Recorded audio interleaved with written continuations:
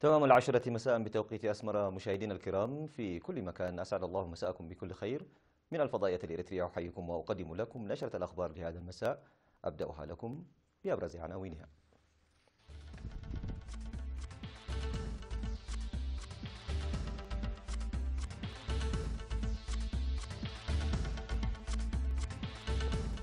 لقاء حول تعزيز النتائج التعليمية في مدينة بارنتو. أعضاء القوات البحرية يتلقون دورة في الموسيقى والدراما.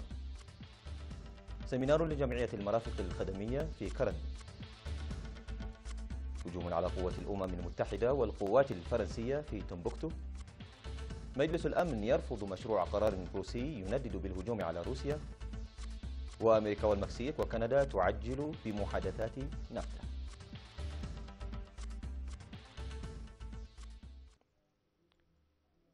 كانت تلك عناوين النشرة، وإلى حضراتكم الأنباء بالتفصيل.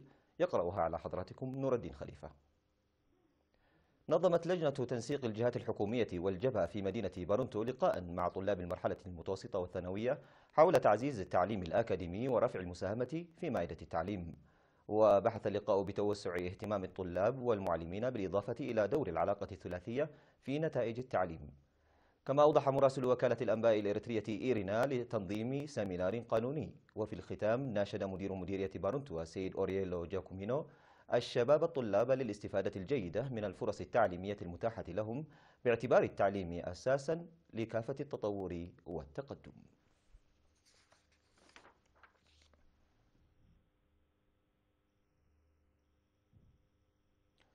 تخرج في 14 من إبريل الجاري أعضاء فرقة أوكان الفنية التابعة للقوات البحرية، وذلك بعد أن تلقوا دورة فنية في المدرسة الموسيقية بأسمرة استمرت ل6 أشهر وتركزت في الموسيقى وفنونها. كما أوضح في مراسم التخريج بأن الأعضاء تلقوا أيضا دورة درامية نظمها قسم التعبئة والمعلومات في وزارة الدفاع. وألقى مدير مدرسة أسمر للموسيقى الأستاذ إلياس ولد جبريل كلمة ذكر فيها بأن المهنة الموسيقية تتطور وترتقي عبر جهود وإبداع متواصل، مناشدا الدارسين لتطوير كوبا عند ميكائيل عن تقديم الدورة الموسيقية منفصلة عن الدراما مستقبلا. وفي الختام أشار ممثل القوات البحرية إلى أن الدورة المنتظمة هي مواصلة للبرامج الموضوعة لتطوير القوى البشرية، موضحا عن سير العمل لرفع مستوى الدورات مستقبلا. وقال الدارسون إن المعلومات المكتسبة تلعب دورا كبيرا وهاما في تطور العمل، عن سير العمل لرفع مستوى الدورات مستقبلا.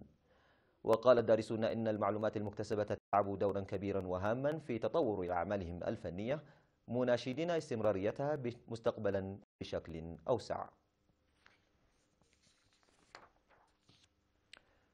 عقد سيمينار لأعضاء جمعية المرافق الخدمية في مدينة كرن لتطوير أنشطتهم اليومية وتعزيز العلاقة مع الجهات الشريكة لحل تحدياتهم. وأوضح المدير العام لقسم السياحة في إقليم عنسبة السيد سالم علي سالم أن الإدارة والمراقبة الجيدة أساس حصول الزبائن لخدمات جيدة وسريعة وقانونية، ويسهم في أساليب الضيافة والاستقبال. من جانبه أوضح مسؤول الدراسات ومتابعة الموارد في القسم السيد فساها هبتي أن المراقبة المستمرة تجري لضمان نظافة المرافق الخدمية والعمال، داعيا المرافق لتقديم خدمات جيدة بأسعار مناسبة ورفع قائمة الأسعار. ويوجد في إقليم عنسبة 630 مرفقا خدميا مؤطرا في جمعية.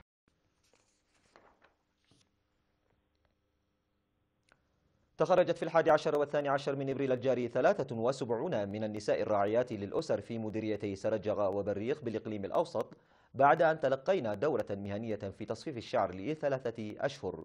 وعلم بأن 43 من الدارسات من مديرية بريخ و30 من مديرية سرجغة، وقد تم التعرف عليهن عبر اللجان الكائنة في المديريتين من أجل إدارة حياتهن المعيشية، مستفيدات من المهن التي تلقينها. وذكر مسؤول الشباب في إقليم الأوسط السيد سامسون كفلة بأن الدورة هي مواصلة للاستثمار الجاري لبناء قدرات الشباب أكاديميا ومهنيا، مناشدا الدارسات باستغلال فرص القروض المتاحة لهن ومستفيدات من المعلومات المكتسبة لتحسين حياتهن المعيشية والتأثير الإيجابي في بيئتهن. قدم الإريتريون المقيمون في مدينتي ستيرفين وأوتهورن الهولندية مبلغ 5760 يورو لإعالة أسر الشهداء. وكان المواطنون قد شيدوا بالتعاون مع وزارة التعليم مشروع مياه الشرب الصالحة بكلفة 195 ألف نقفة لمدرسة دبروة الابتدائية.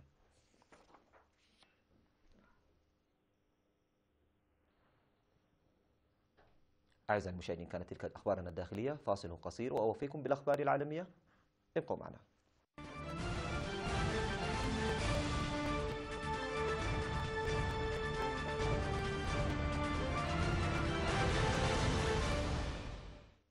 أهلا بكم مجددا. استهدف هجوم غير مسبوق شنه مسلحون وصلوا على متن آليات مفخخة واستخدموا قاذفات صواريخ معسكرين لبعثة المنظمة الدولية ولقوة الخانة الفرنسية، وأسفر عن سقوط قتيل وحوالي 20 جريحا.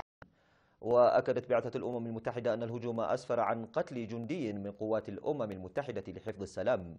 وقالت حكومة مالي إنه بالإضافة إلى ذلك أصيب 10 جنود فرنسيين، ولكن البعثة الفرنسية لم ترد بشكل فوري على طلب التعليق.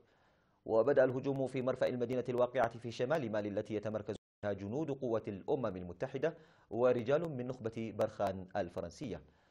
وقال بيان حكومة مالي إن إرهابيين يعتمرون خوذا زرقاء على متن سيارتين محملتين بالمتفجرات، إحداهما بألوان جيش مالي والأخرى مكتوب عليها الأمم المتحدة، حاولوا اختراق هذه المعسكرات.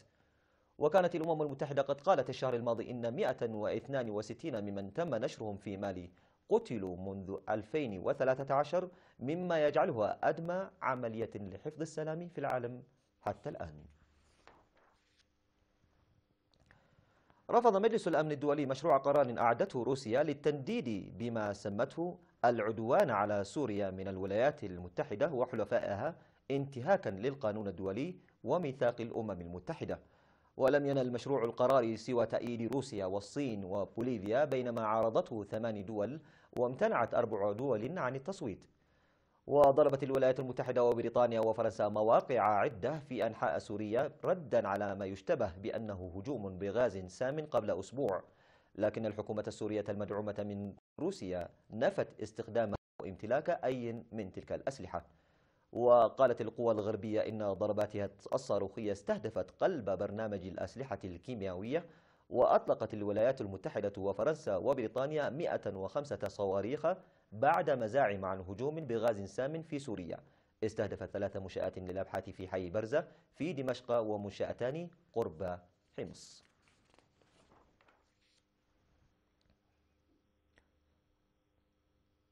قال الرئيس المكسيكي إنريكي بينيتا نيتو بعد اجتماع مع مايك بينس نائب الرئيس الأمريكي ورئيس الوزراء الكندي جاستن ترودو إن الدول الثلاثة ستعجل بمحادثات اتفاقية التجارة الحرة لأمريكا الشمالية نافتا في محاولة للتوصل لاتفاق خلال الأسابيع المقبلة. وقال الزعماء الثلاثة على هامش اجتماع قمة دول منظمة الأمريكيتين في ليما عاصمة بيرو إنهم يعتقدون بإمكان التوصل لاتفاق قبل الانتخابات التي تجرى في المكسيك في أول يوليو، على الرغم من قولهم أيضا إنه لم يتم تحديد موعد نهائي. وأنشأت الدول الثلاث أكبر منطقة للتجارة الحرة في العالم من خلال صياغة اتفاقية نافتا في التسعينيات. وتواجه الدول الثلاث ضغوطا لإعادة التفاوض على الاتفاقية قبل أن تنتخب المكسيك رئيسا جديدا في يوليو. وفي المكسيك تعهد أندريس مانويل لوبيز المرشح اليساري الأوفر حظا للفوز في انتخابات الرئاسة المكسيكية بتقليص اعتماد بلاده اقتصاديا على قوى خارجية وبوضع ترامب في مكانه.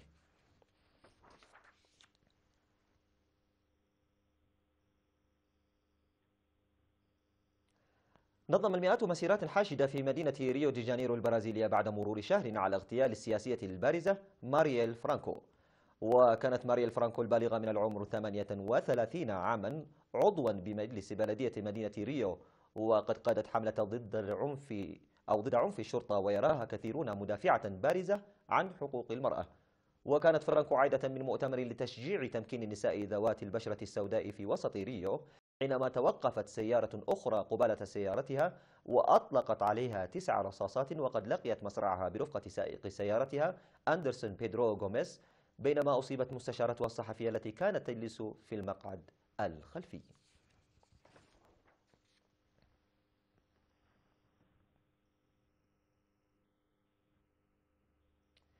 مشاهدينا الكرام، فاصل قصير وأوافيكم بالأخبار الرياضية.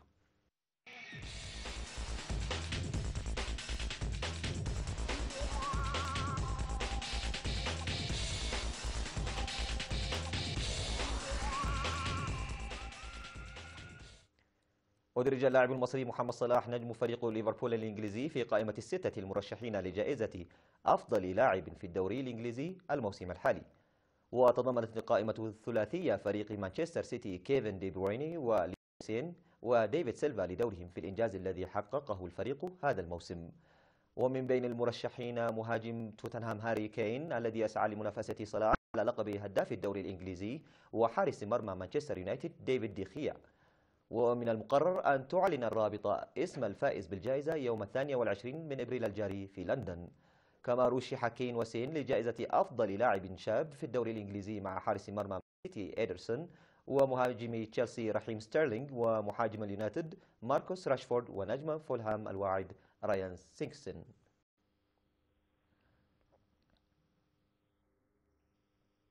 أعزائي المشاهدين، بهذا أكون قد وصلت بكم إلى نهاية نشرتنا لهذا المساء من الفضائية الإريترية. أشكركم على حسن الإصغاء والمتابعة. دمتم بخير، في أمان الله.